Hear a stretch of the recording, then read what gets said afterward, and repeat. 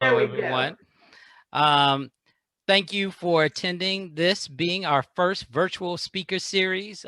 We have a tremendous series, I think, planned for you, and this is ideal for kicking it off. I am Willis Walter, the Dean of the College of Education of the great Virginia State University. Welcome to this virtual land of Troy, high above the Appomattox River. We call home Virginia State University. I'd like to thank each and every one of you all for attending. But most importantly, I think this is a series, a conversation that allows us to really stretch our viewpoint. And for those that are just getting involved in Virginia State's work, you know that we are very much uh, into educational justice and the theories that surround breaking the literal mold that education is currently in. I think we have a lot to be thankful for in some of our work with the Wallace Grant that has allowed us to learn more about some of our other cultures and other areas that are surrounding us. We've leaned on some of our partners and some of our surrounding communities to grow even more in the leadership areas. And now it's about time that we start to have the courageous conversations around not just trauma-informed care, but how do we now move towards equity and educational justice? And we have, I think, in our first guest speaker, someone that has lived each and every part of those moments, who's been a teacher, who's been an assistant principal, who's been a principal, and now even a superintendent. And in all of those works, the one thing that has stayed the same is his view and his work for educational justice. And so I welcome each and every one of you to not only this series, but any of our other activities that we do here at the College of Education. You're always welcome if you are always committed to educational justice. And so thank you all for attending. And now I'll turn it back over to you, Michelle, to take it from there. Good evening, and welcome to our first in a series of virtual speakers on equity in educational leadership. I hope that you all will enjoy what we have put together for you. I hope that you will share with one another and with us your feelings about what you see and hear. And I hope that you will continue to support our Virginia State University. Please enjoy. Thank you.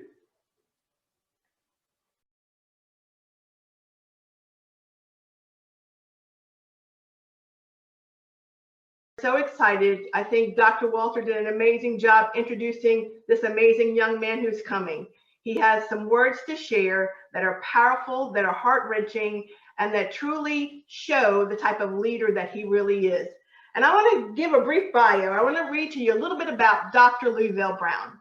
He has served as a superintendent of the Ithaca City School District in Ithaca, New York. And he just said to us a little bit ago, they have about 3 feet of snow, so lots of snow.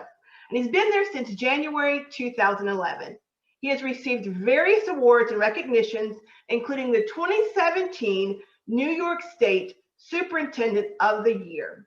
And he's been listed by various publications as one of the nation's top educators and thought leaders. Dr. Brown has been recognized by the National School Boards Association as 20 to watch and a difference maker. And he received the Center for Digital Education Top 30 Award. And he received the eSchool News Tech-Savvy Superintendent Award. Dr. Brown is a highly regarded speaker and a workshop facilitator who addresses a range of topics for local, regional, and national audiences. He has published numerous articles, and he is the author of The Culture of Love, Cultivating a Transformative and Positive Organizational Culture. In addition, Dr. Brown has taught undergraduate and graduate classes at the university level and has served on numerous advisory boards, including the Ithaca College Board of Trustees. Without further ado, let us welcome and give a virtual round of applause to an amazing educator and leader, Dr. Luvelle Brown. Welcome back to Virginia, Dr. Brown. Oh, Dr. Harrison, thank you for that wonderful introduction. Thanks to all the folks who made it possible for me to be here. I'm just going to take a moment to breathe. It feels good to be home, y'all. In a virtual environment. I got to tell you, this conversation we're going to be having tonight, I've been having, over the last 11 months, I've been in 27 different states engaging in this dialogue. But I haven't felt like this yet. It feels, well, one, I spent a summer on the campus of Virginia State University between my junior and senior year. I became a man that summer. Let me just tell y'all, for a lot of, one day I'll tell y'all about it. That was the best summer of my life. Just being on that campus for the summer. I had never been away from home. And for the folks who don't know, I'm from a little small, a dirt road in Fluvanna County, which is not far from where y'all are right now. But and see where I'm from, people have been introducing me now for a long time, Dr. Brown, Luvelle Brown, superintendent. But where I'm from, and people on this call know what I'm talking about. Where I'm from, I'm known as Bobby and Lucille's son. On that dirt road I'm from in Fluvanna County, there was my twin brother and I, and we were the proud children of these two amazing people right here. And there were, our cohort between September 6, 1974, October the 12th, 1974, 10 of us Black boys were born. And I stand before y'all today, I sit before y'all today, and only 2 of us are left, my twin brother and I. And as we say, because we're case studying this thing, we're writing about it now, we survived that dirt road. All of us had loving families like these two right here, my mom and daddy. All of us had those loving families. We were connected. We were in a segregated part of the community. They loved us. That joy and that love we had at home every single day was not always coupled with the joy and love we got at school. See, my brother and I survived because my mama played bingo with a 2nd grade teacher on Tuesday nights. She helped her navigate the system. So we're going to unpack that tonight. You see, again, it feels good to be in a place where I can refer to myself as Bobby and Lucille's son, because this conversation I'm bringing to y'all is one that's been a part of my lived experience. See, in addition to giving us a lot of joy and love at home, every Tuesday night, my mama would take us to Board of Education meetings to talk about the stuff we're going to talk about tonight. Every Wednesday night, we went to Board of Supervisors meeting. So Board of Education Tuesday, Board of Supervisors on Wednesday, to talk about the inequities that existed in our county and in our schools. Because frankly, they were tired of all the kids of color not graduating from high school. And even to today, my brother and I are still the only 2 that have survived that dirt road. So why is it? Why are we still having this conversation, y'all? I can't continue to be in front of audiences all over the world now talking about equity when there's still so many inequities that exist. So I'm coming to y'all tonight raw and in beta form, because I need y'all to help me now. I'm gonna send you off with a challenge. You see, because Bobby and Lucille, they were leading a conversation about what is equity. Yeah, we can all define inequities because we've been talking about them for a long time, but we haven't really changed much. And I would present to y'all tonight because we haven't really defined what equity is yet. So let's start here with a definition, a common mental model for what we're talking about. So equity is reducing the predictability of who succeeds and who fails. For generations, we've been able to look at our data. Let's just talk about that dirt road again. For generations, we've been looking at the data from that dirt road, and we can predict who's going to achieve and who's going to fail. Other than my brother and I, nobody else has done very well. And that's the same thing that's happening in our schools all over the country. We can predict who's going to achieve and who's going to fail. And the kids who look like me typically aren't, and the kids who are living in poverty typically are not. Now, if you disagree with me, bring some data. How are we going to interrupt that predictability? That's what equity would be. Equity would be also interrupting the reproductive practices that negatively impact young people in our school settings. Our implicit bias, our policies we're going to talk about, we know are negatively impacting young people. We know that our biases and our policies are disproportionately impacting young people of color and those living in poverty, yet we continue to do it, right? When are we going to interrupt it? See, equity is also about cultivating the unique gifts and talents for every young person. Yeah, my brother and I, we were fortunate. Folks cultivated our unique gifts and talents. It was a struggle, but they ultimately cultivated it, and we're here now. But why not do that for all of my cohort? If all 10 of us were here right now, it would be a different world today because they were much smarter, better looking, and better athletes than I was. See, we build systems. I have the good fortune of leading a school district that has one of the top high schools in the nation. But traditionally, that high school has provided one experience for those with privileges and another for those without, by design.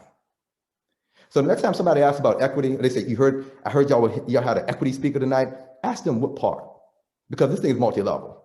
And watch their face when you say that too, by the way, because people don't even think about it at these levels. Ask them what part you're talking about, because we're going to talk about it in these ways. You see, if you take nothing from me tonight, take this question back to your homes and to your workplaces tomorrow, or your classrooms tomorrow. What journey are you on? And see, I will tell y'all, I've been on one journey most of my life. The journey that allowed for me to win the Superintendent of the Year award, the journey that allowed for me to be a teacher, a recognized teacher, be a principal, get jobs, play the game. See, the academic journey is a journey that many of us have been on. We actually have, I have navigated this very, very well. We go to conferences, we come to sessions like this. When we hear there's a conversation about equity and inclusion and diversity, cultural responsiveness, we sign up. We see an article, we like it on Facebook. School districts are putting out statements in response to people being murdered. People are putting, in our school district, we did a lot to change the name of a holiday from, Columbus Day to Indigenous Peoples Day. We thought we had won. I'm from a town, Puerto, just outside of Charlottesville. My daddy would say, we spent generations talking about that R.A. Lee statue. And when it came down, what really changed? See, it's important now. Don't get me wrong. I don't want to offend anybody. It's important for the academic conversations to happen. Book studies. If one more person, I'm connected with Ivor McKinsey, right? If one more person does a book study for how to be an anti-racist, I'm going to scream. But we good at that. Particularly, I like to say, when Black folks are hurting, white folks start book clubs. See, the academic journey is important, but it's very, very different from the authentic one. See, Michelle, Dr. Harris, I don't even know if you will get me tonight. I didn't think you didn't know if you will get me in authentic form. But see, the authentic one is different. The authentic one is more uncomfortable, not just uncomfortable, it pushes people to struggle. The authentic journey, we're going to unpack each one of these things. It looks like us engineering our schools and our school environments to be laboratories for social change. What does that mean? We're going to talk about it. The authentic journey looks like us impacting true instructional shifts, not in pockets, not with one teacher in the department, not with one teacher on a grade level, but at scale, real instructional shifts. The authentic journey looks like us changing policy, which is typically where superintendents are looking for a new job and boards of education flip when you start changing policies to be equitable. The authentic journey looks like love. Love is a struggle, and we're going to talk about it in a minute. A culture of love is not a love fest. See, let's talk about this laboratory for social change. What do I mean by that? Y'all know the history. Our young people have been screaming at us for generations. The Children's March was an example. When young people see and feel oppression, when young people look around and they don't see themselves included, they will protest. They're going to let you know. They're doing it right now. Just do Google searches. Young people are coming to board meetings. They're standing outside of schools. They're telling us that they don't see themselves represented in our spaces. They don't see themselves represented in the curriculum. The pedagogies are oppressive and marginalizing them, not affirming and validating and producing joy. See, in our school district, we had to create a new model for teaching and learning because our young people were saying, we want something different.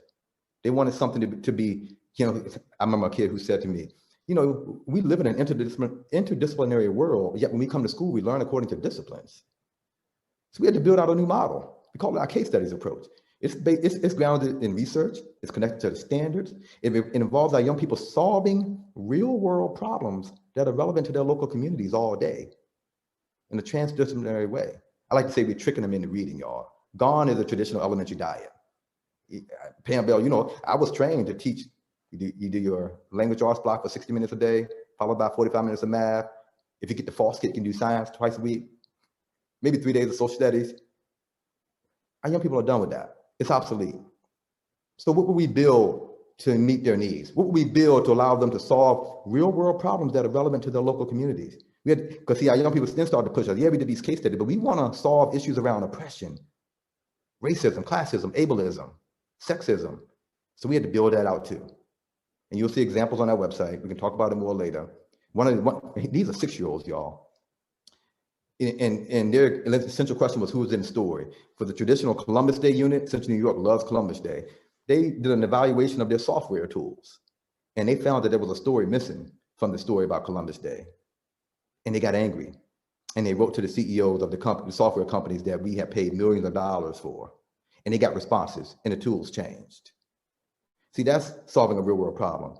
See, here are the young people, we talk about statements and talk about statements and stuff that school districts do. We came up with this fancy equity policy and this equity statement. Our young people came to the board meeting with it, and then they came to the board meeting with our academic calendar. They said, how can you say you're about the diversity that exists in our community, yet this academic calendar only represents one culture? Y'all know what I'm talking about? See, young people see that.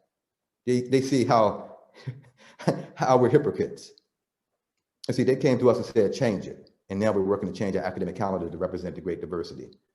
And see, I share this image right here because everybody wants voice and choice or social change, laboratories for social change until they get it. So we had young people come and talk about our performing arts program. 200 deep came to a board meeting. We have for 8 years in a row, we've been recognized as the best program in the country. Yet our young people look on the stage and they see, we don't see the great diversity that exists in our school district on that stage, Dr. Brown. And so we had to change the ways in which we cast, the plays we pick. It's a truly inclusive, student-led, student-centered approach now that represents the diverse approach to teaching and learning that we say we are about. And then people found out about it. And they came to our town, and I got death threats, so did the kids. Because they did the Google search, then they saw my face. See, everybody wants it until they get it. The authentic journey pushes people to struggle. What can you do tomorrow?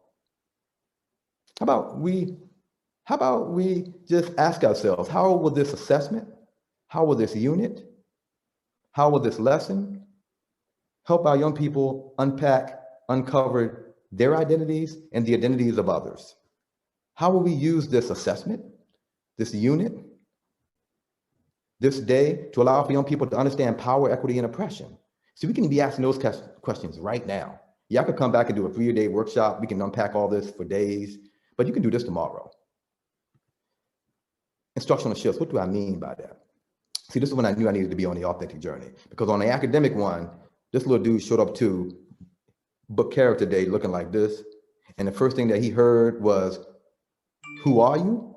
And then when he said the Black Panther for his favorite book character, somebody said, well, that's not a book, that's a movie. See, what we didn't do when I watched him walk out of the class and struggle, what we didn't do was validate and affirm. We didn't build relationship. We didn't connect his cultural background, because I know he got turned on to reading by the Black Panther comic books, just like I did. That is his book, but I didn't see them in the classroom library or any graphic novels, by the way. See, we didn't validate and affirm to build relationships, to validate his cultural and linguistic culture in the ways in which he approached literacy and language. We didn't do that. And we definitely didn't build and bridge. What do I mean by building and bridging? See, Shiraki Holly talks about this a lot. See, building and bridging, we built out this anti-marginalization curriculum work pre-K through end of course high school now. Every kid is engaged in conversations about these things right here. Yet, and as this little dude says, these concepts are unpacked in the Black Panther, but most educators don't even know about it. You can do a quick Google search. You can look online. The comics, the movie have been connected to all of our state standards. I know Virginia has some issues with, those standards sometimes, and so does New York, but you can still connect your state standards to everything in the Black Panther. It's been written about in USA Today. It's been written about in the New York Times. It's everywhere. How do we use this cultural background? And see, then there's this. I hope you've watched Spider-Verse on Netflix. It's streaming for free right now. If you haven't, watch it tonight. You see, because I took 25 young people that I coached to this movie pre-pandemic, thinking that I was gonna have to get up 45 times to go to the restroom. We didn't have to get up one time. They were glued to the screen. And I remember the person I took with me, I thought was gonna, this adult, he was a board member actually, who I took with me to help me navigate and manage 25 young people at a movie. We were sitting there watching like, how is it? What do they see in this story? What do they see on the screen? I'll tell you what they saw. They saw the great diversity that existed on that front row and in their classrooms. There's some young people who don't subscribe to the gender binary. They saw themselves in Penny in the top right corner for me. My little girl who was with us, who was a 11-year-old feminist, she calls herself, she sees herself in Spider-Girl. There were some young people who have struggled to be included or feel included in our schools because of their quote unquote disabilities. They see themselves in Spider-Ham. And see, then there's the big one in the middle, Miles Morales, the Black Puerto Rican hero. And if you watch the movie now, listen for how he's validated and affirmed in his highest level course at his high school, at the highest level at his high school. He was in a course where he was the only one who looked like him, and he was struggling there. Watch what the teacher says and how she validates and affirms and helps him build and bridge. But what struck me, though, I'm sharing this example with y'all because as we were walking out, I had a little dude who struggled in school, who looks just like me, not my son, who was there too. This little dude walks up to me and says, Dr. Brown, and my friend who's a good friend was standing right there. He said, Dr. Brown, why is it, he said, thank you for bringing me here. But because I never knew that someone who was a hero in a movie could be somebody other than a white man. And I knew my journey had to change, y'all. Like, what is it? I'm here talking about this work all over the country, and we have a young person who I can take on a field trip like this to a movie and didn't know that a hero could be somebody who's Black. So I went to his classrooms. They invited me in, and I used my iPhone to take pictures of the images on the walls. And this is what I found. You can type in the chat if you want. What messages would this send to you if this is what you were surrounded by every day in the classroom? And see, then I thought, like, let me take some pictures of the images on the wall that look like him. And these were the images I found. You see, what message does that send to you? My son doesn't even know who Michael Jordan is. I showed him this picture. He's like, yo, the Michael Jordan I know ate that Michael Jordan. His Michael Jordan he knows has a cigar and is about 400 pounds right now. And my son doesn't even know Terrell Davis. There was no Steph Curry, no LeBron. Let's not even talk about what message this sends.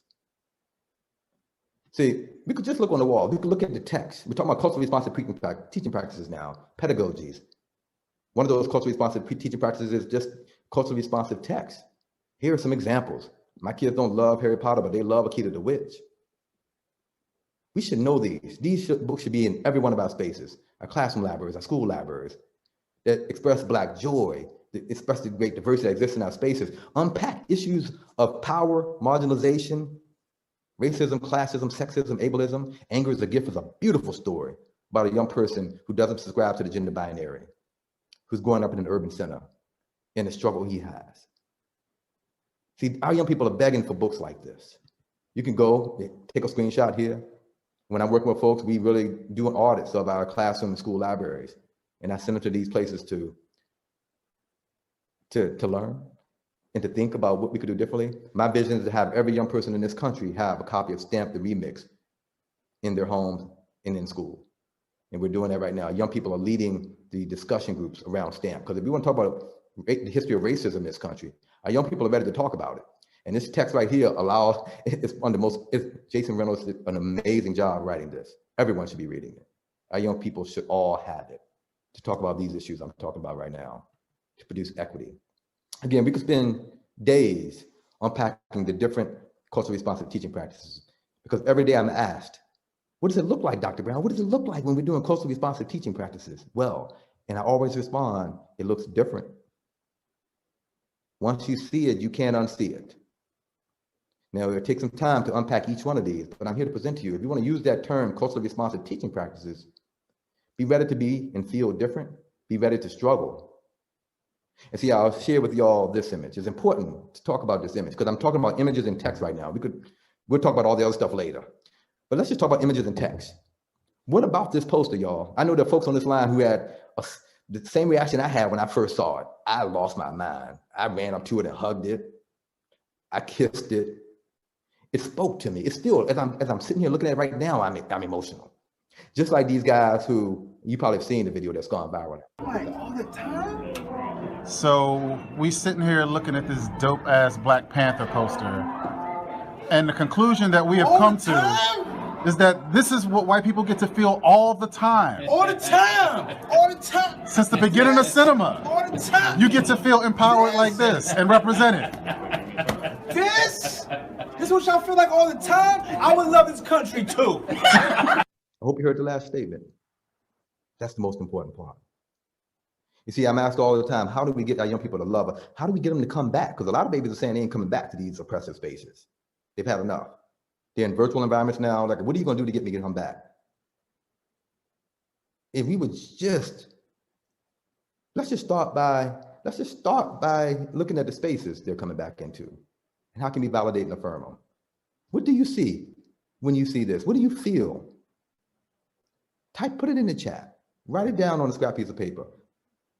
Culturally I have a visceral reaction. It's an amazing emotional reaction when I see it. I see strength. I see power. I love it. So I had the opportunity to sit down back last February now, the last time I traveled, with Bob Iger, the CEO of Disney. And he gave me a lot of time. And I couldn't do anything but talk about Black Panther 2 in this poster. I kept asking him, how did y'all do it, man? What did you do? Because y'all don't do anything by accident. And he shared with, they were very purposeful. They knew the audience, the primary audience, and they wanted a reaction like they got, and they got it because a similar audience, a different audience had a similar reaction to this movie poster. Look at the similarities and the differences. You see, I showed this image to my kids. My daughter said, Dad, what is that saying about women? My son was like, Daddy, I thought that rags to riches story was for everybody.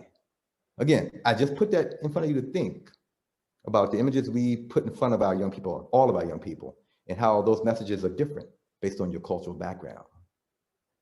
You see, what can you do tomorrow?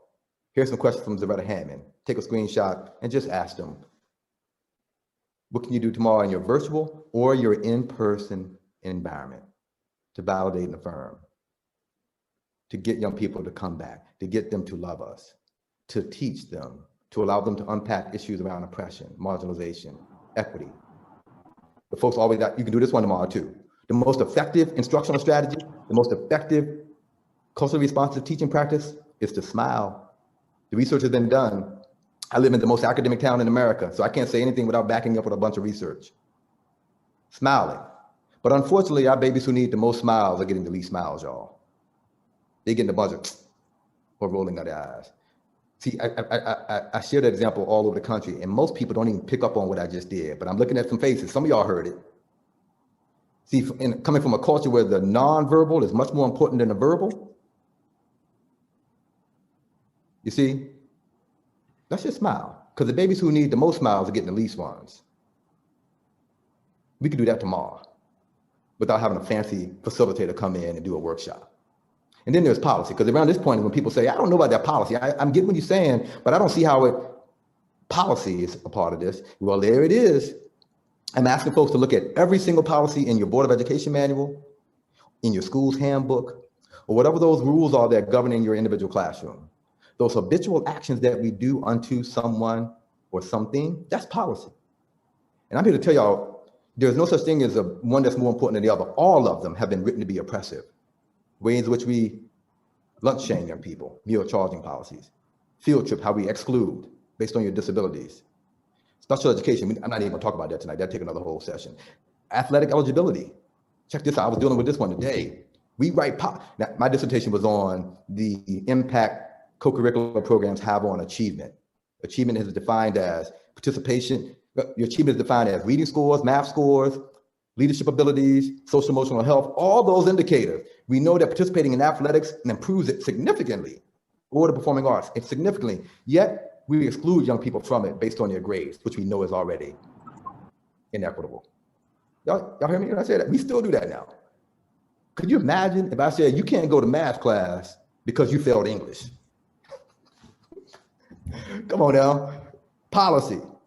We do this, code of conduct. Let's talk about code of conduct, because I see code of conduct. See, code of conduct does this. This is not Luvelle bringing y'all new data. The research supports what I have on the screen, right? We've used our code of conduct to disproportionately suspend, punish, exclude Black kids. Fact, right? But people are like, what? So then I have to show examples. I'm working with a school district out in Iowa. Their code of conduct allows for them to put kids in black boxes when they misbehave. Y'all want to take a guess at what happened when we looked at the data of who was going in, who wasn't? Policy. This baby right here was committed to a mental institution without even calling her mama. Go do the Google search and look at her walking out to the car. She's having a good time, because you know in this country, all the elementary kids are out of control right now. They're kicking and screaming, right? So we got to do something in policy to control that. Let's just commit them to a mental institution. These people stood behind the policy to do that to their baby. Policy. This dude was going to be one of the first in his family to graduate from high school, and they wouldn't let him walk because his hair was too long. And he stood behind the policy. Policy.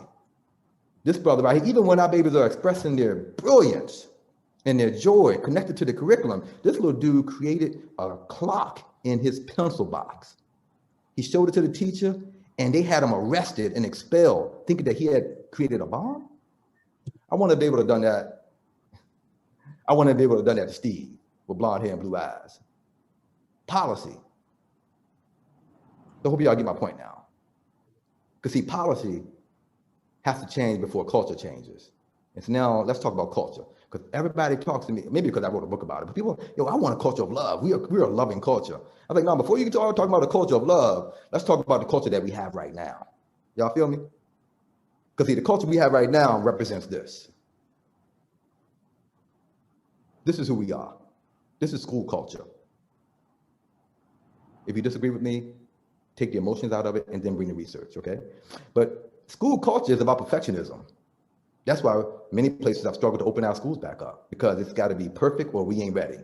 Either or thinking, I'm either safe or I'm not safe. A sense of urgency. Just looking at my emails flying as I'm doing this session right now. People want an answer right now, right? In our schools. They don't want time to debate or talk or try alternatives. They want answers. Defensive. I can't tell you the number of people who've turned off their cameras by this time of the presentation in this country. Quantity over quality, worship of the written word. That's why we grade the way we do. So I could go on and on. Power hoarding, that's why we have superintendents, right?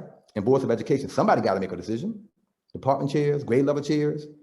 I could go on and on. If we had more time, I would go through each one of these characteristics and speak to very specific examples about how this is who we are.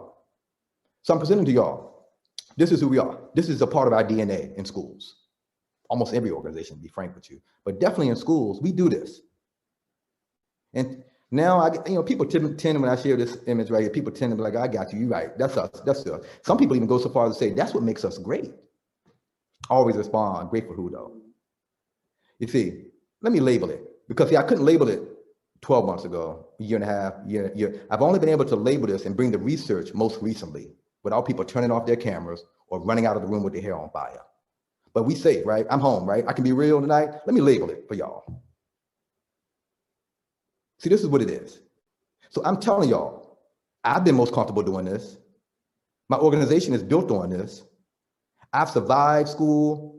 I've become an internationally recognized educator because I'm best at perpetuating white supremacy culture. Y'all know how vulnerable I feel saying that? I am a recovering perpetuator of white supremacy culture. And I'm an aspiring anti-racist educator. Now, until we can name it, we can't change it. So don't talk to me about no culture of love, because what I know, as we define love, it's very, very different. Forgiving. I know I don't forgive well, but we definitely don't do it well as an organization because we still suspend kids. We still give zeros. So let's unpack each one of these characteristics. And what I'm presenting to y'all is that love is not the default. Love is the struggle.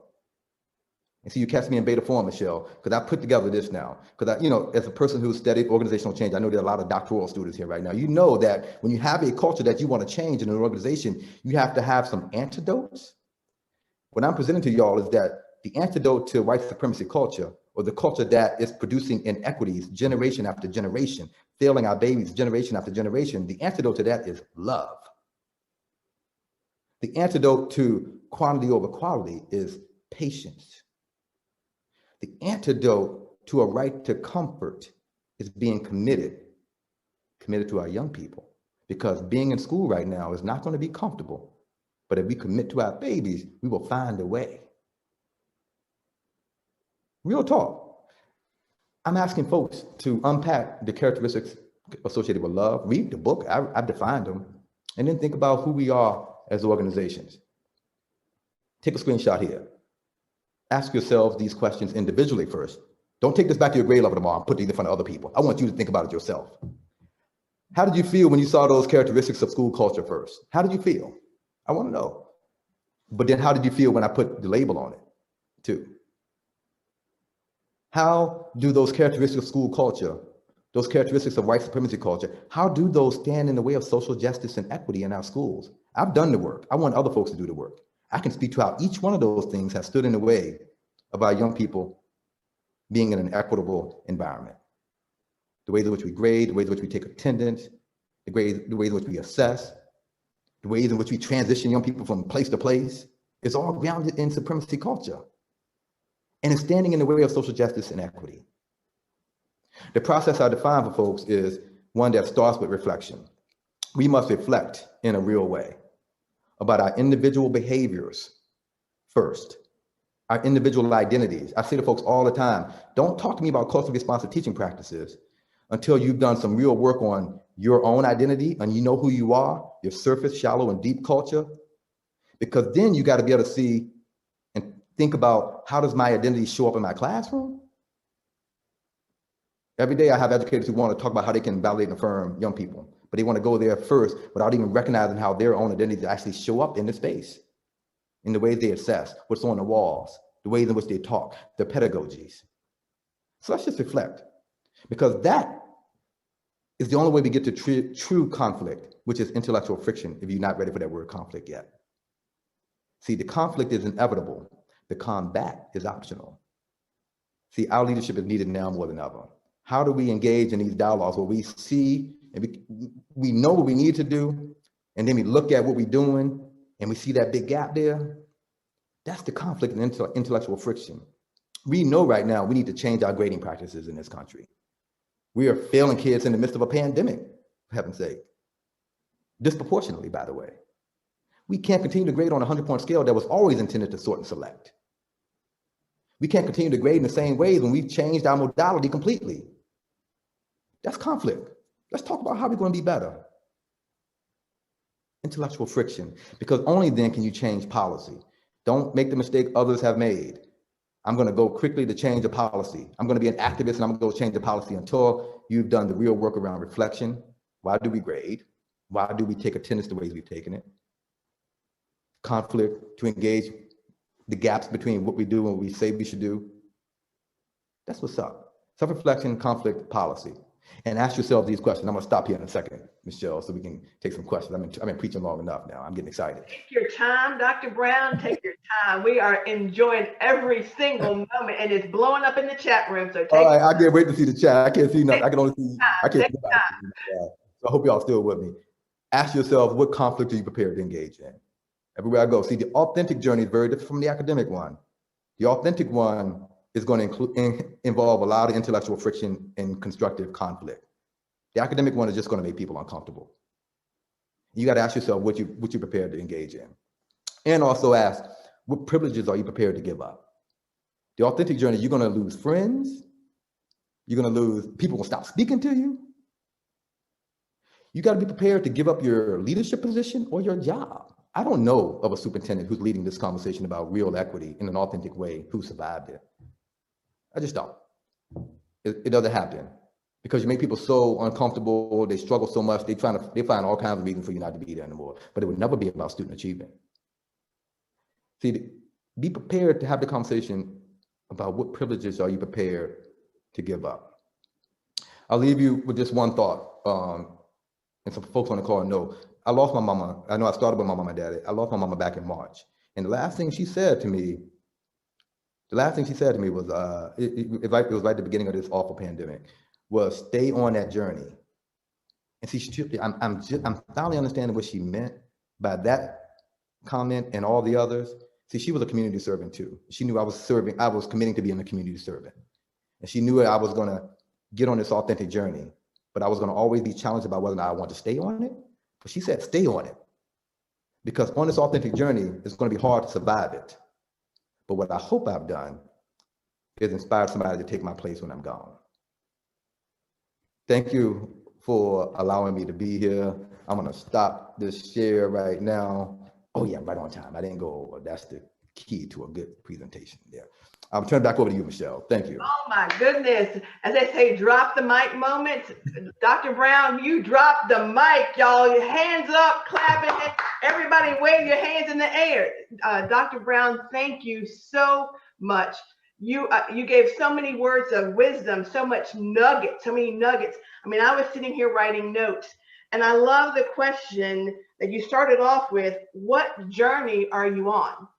And we are all on this journey, and we're in this thing together. And I think that's what I heard from you as you were talking. It's not one person that's going to make this, but it's us being our authentic selves and working collectively to make it happen. And it's having honest and courageous conversations, and it's being able to look in the mirror and do the hard work.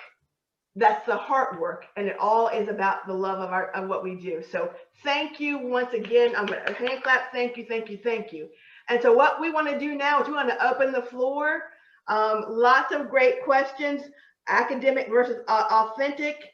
And what will you do tomorrow was another question. And then stay on the journey. Because I think we need to know that as educators, COVID-19, this pandemic, has shown us some amazing things about what has not gone right and not gone well in the field of education. And you are addressing that. And we've seen the disparities and the inequities in our education system. And so I want to open up the floor right now for you to be able to take some questions and for people to be able to ask you questions of something that you presented today. So let's open up the floor. Any questions so far? We're going to open up the floor. Lots of people are saying, thank you, stay on the journey. Dr. Brown, as always, brings thought, conviction, and do it tomorrow strategies. This question is, Dr. Brown, in your opinion, what is the difference between education equity and educational equity? Yeah, I mean, well, another definition of equity is doing more for those who have less, and less privileges is what I typically refer to.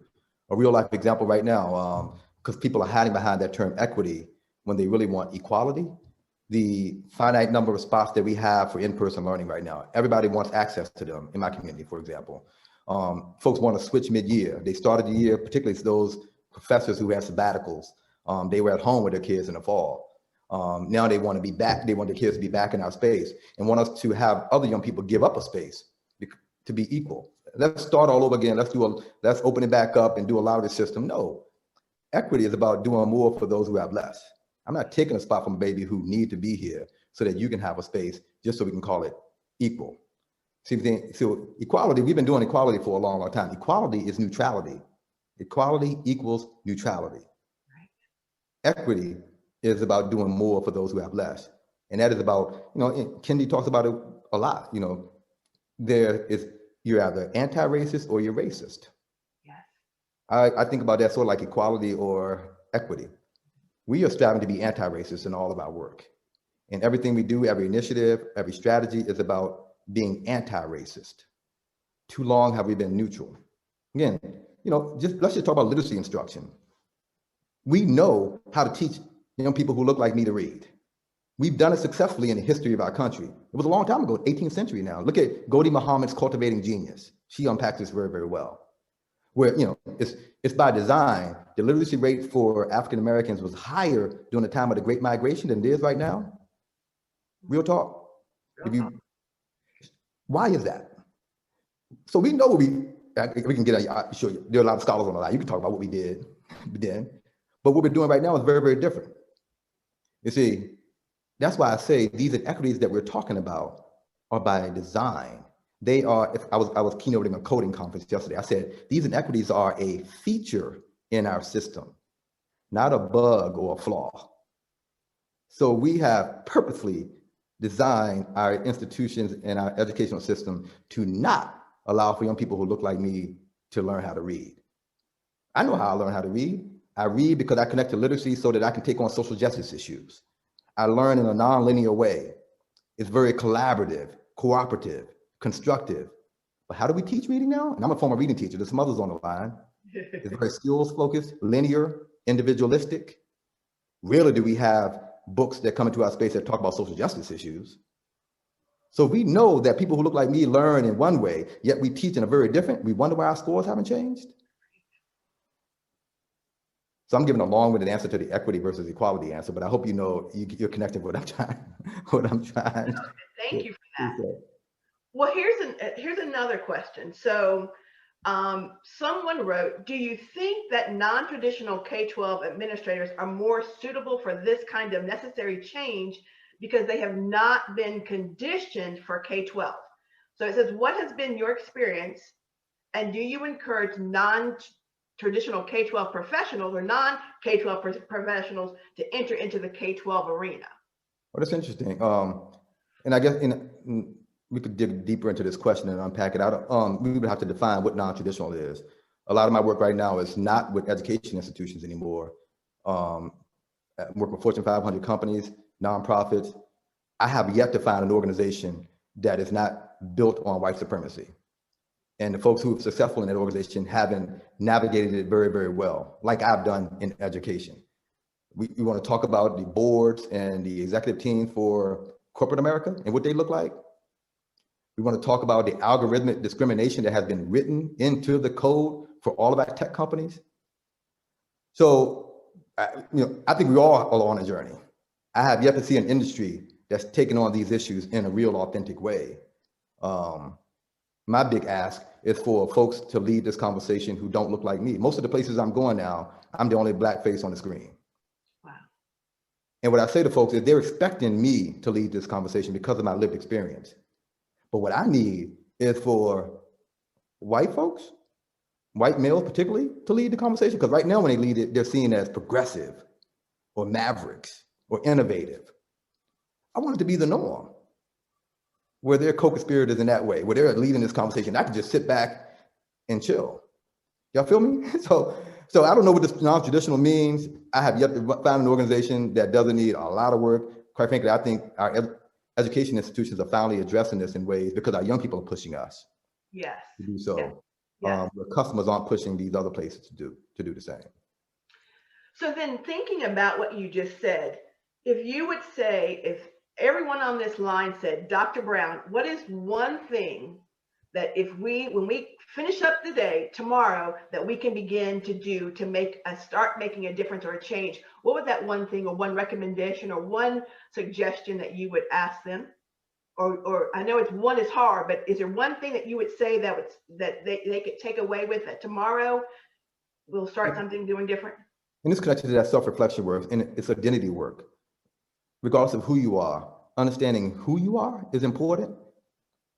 Your surface, shallow, and deep culture, the kind of foods you like, what you like to wear, the ways in which you talk, the ways in which you worship. It's important for us to have that identity, to know who we are, so that we can then understand how we show up in these learning spaces. Love it. Because even I struggle to have my true self and Black joy, my joyful Black self show up in a learning space.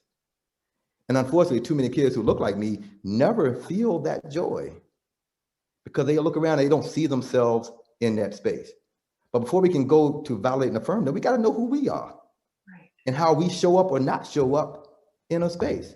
I think y'all caught me in raw form tonight because I just finished a session where the chat was blowing up because a person was going nuts about they don't see color. Everybody should be the same. And I had to really interrupt that mess. And I know y'all, I know this order, y'all feel me. I had to say, yo, I can't, yes, I need you to see me. I need you to see me in that space. I'm tired of people saying they don't see me. That just perpetuates white supremacy. But I need you to see me. Because all my life as a student, all my life as a professional, I've gone into spaces where I don't see myself. Yeah.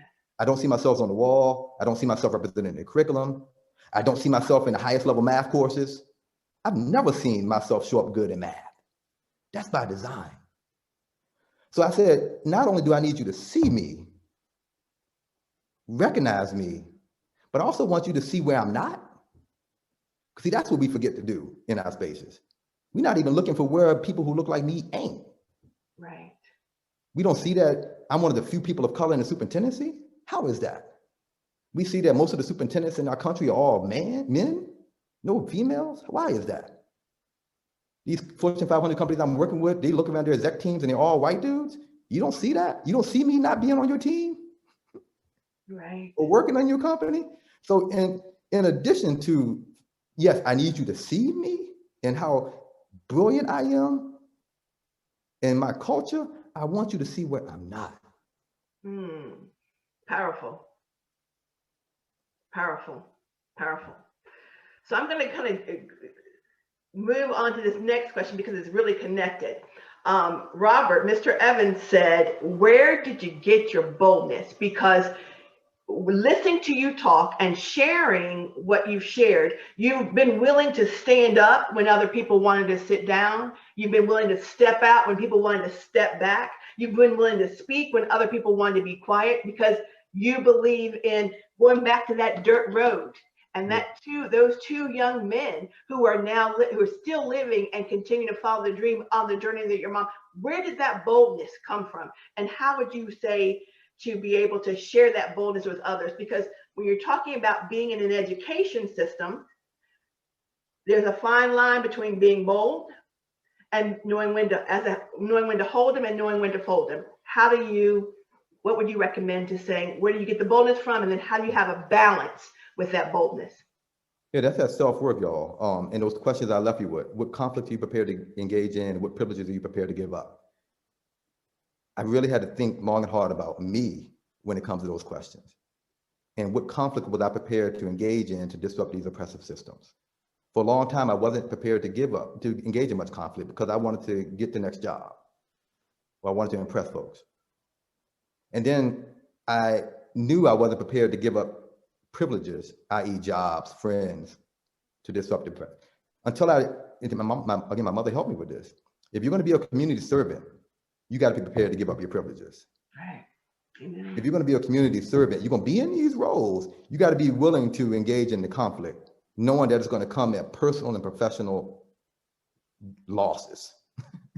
Okay. So when I made that flip and that switch in my mind and in my heart, when I truly committed to being a community, like my mama, we were poor, we were always poor, but she was still at all these meetings every Tuesday and Wednesday night. And she passed as a true abolitionist, knowing that she was never going to see what she had been advocating for all her life. So we can't say we're going to be abolitionist educators and think that we're going to see this change tomorrow, or that we're going to stop screaming at the top of our lungs for it every single day.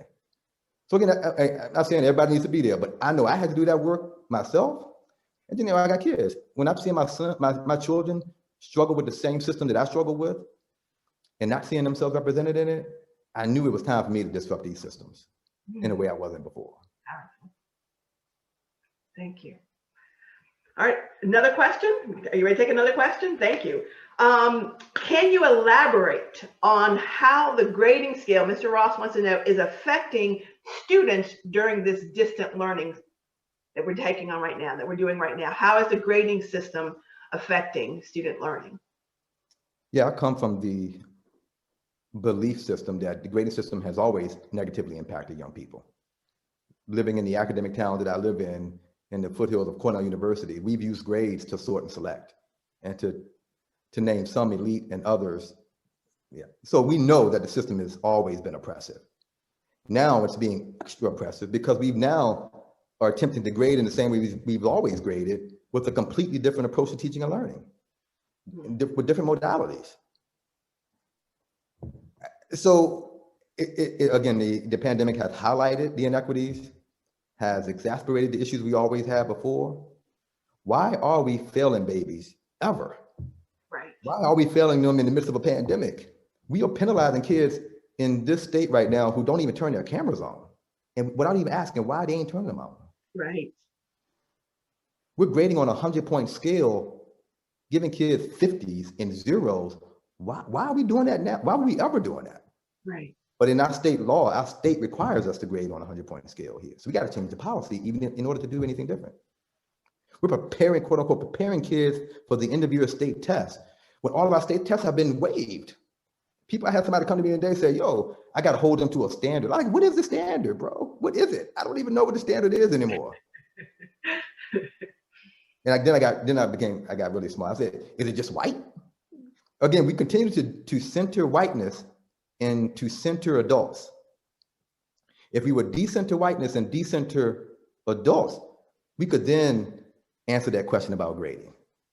Because our young people who are truly engaged don't really care about grades. Right. They're only playing the game to be compliant. Right. The standard, I had an econ teacher, which is a gatekeeper course in our state, say to me today that they're filling 14 kids of color right now at our high school. And he had the nerve to say, yo, they're not meeting my standard, and was putting the onus on the kid. I'm like, Good. Hold on, if I had that many kids not passing right now in econ, Yeah. that would Yeah. be more about what I'm doing. Because I can think of 1,000 questions I would be asking in econ right now that would get everybody to turn their camera on and come. I wonder how this pandemic is highlighting the economic inequities that exist in our country. That'd be a question everybody would sign up for. I wonder what happened with, what was the stock that went nuts last week? GameStop. I wonder how that thing happened in our country where GameStop stock almost took down Wall Street. Every kid would line up for that. Absolutely. Just continue to do the same stuff we've always done with the traditional curriculum. I'm sorry, I'm going off now. No, but thank you. I mean, that answers the question. Thank you. I have another question, and we're almost, if you have a few more minutes, we have one more question. Someone says, how do we combat all of this, the whole equity issues, social justice, when so many people in power want to keep things the very same way? How do we combat that? One is understanding power and influence. Our young people are now finding out that they have power and influence. They have their voice. So we're giving them voice and choice. We got that word power, the dominant culture has owned that word. They think they have the power. And it's actually, the influence of power is probably more so with our young people. We all have power. Look at what we're doing. Look at our positions. Look at our influence. I hate to use the word power, but we have influence right now. How about we use that influence? Right. But be prepared to give up that privilege. Living in this great town, serving this great role, I'm prepared to give that up to go after these issues. We all have platforms. So that's I think we need to take back the power that people perceive that they have, because we have it too. Great. Thank you. Well, someone wants to know, thinking about your district and that you're right near Cornell, are your students in your school district presented with equity presentations? So just as a way of helping them understand what is happening around them, if so, what is their response, and are there common questions that they ask? Yeah, I mean, I would say our young people are leading the equity conversations more so than the adults now. I mean, we're doing Black Lives Matter at Schools Week, and it's all student-led. The implementation, having every young person read STAMP, that's all student-led. So they're leading the conversation and bringing the adults along with them. Questions that they're leading with is, who am I? How do I show up in this space? That's why they're uncovering more so than ever before, is that they don't see themselves showing up in the space. They don't see themselves represented when they really have a deep understanding about who they are, their great histories. And they see themselves not learning about the histories and cultures of others. Again, our schools do a great job of unpacking and educating about one culture, but leaves a whole lot of others out. And so when you really turn this over to young people, they're going to see that first, but then they're going to see a whole lot of other things they want to bring into the space. All right. Thank you. Well, you have a lot of people chiming in here. Preach, brother, preach, preach. Someone says, I feel the camera on is more for the instructor to not feel that they're just talking to themselves, and that's a personal issue, not the students. As long as they are listening and learning, you should just be concerned on teaching. What's your thought about that? Yeah, I'll go back to, are we going to decenter the adult and center the young people? Every person that's brought this question to me, I always respond with, have you asked the kids what they want? Yes. And they always give me that blank stare. So I'm not here to put policies in or tell folks what to do. I'm just asking them to think about it and ask questions, asking people what they want. Are we truly here to serve, quote unquote, our customers? Or are we there to, center ourselves as the adults? Our young people will tell you, when they want their camera on, they'll turn it on. Heck, I want to turn my camera off most of the time too, especially when it's not good. So just ask them. They'll tell you. All right. Well, Dr. Brown, we thank you. We have taken your time this evening. Thank you for giving us your time. Thank you for coming back home to Virginia. And thank you for all the work that you're doing in the field of education and beyond, that you are truly impacting and influencing lives, and we greatly appreciate it. So thank you so very much. The chat room people said that's true. Amen. Thank you. Your presentation was amazing. So we're going to have about a 30-minute after session where those people who want to stay are able to stay. We're going to put you in chat rooms. And what we want you to do is we want you to take in all of the information that Dr. Brown has shared with you today. He has dropped some amazing nuggets. He's asked you very hard questions. He's asked about doing lots of self-reflection. And are we willing to make hard choices? Are we willing to look at the academic piece? Or are we going to be our authentic selves? And sometimes being authentic means making very challenging decisions, but it's all out of love. It's a culture of love, building a culture of love for our students so that they can be successful, not only in education, but in life. So Dr. Brown, we thank you.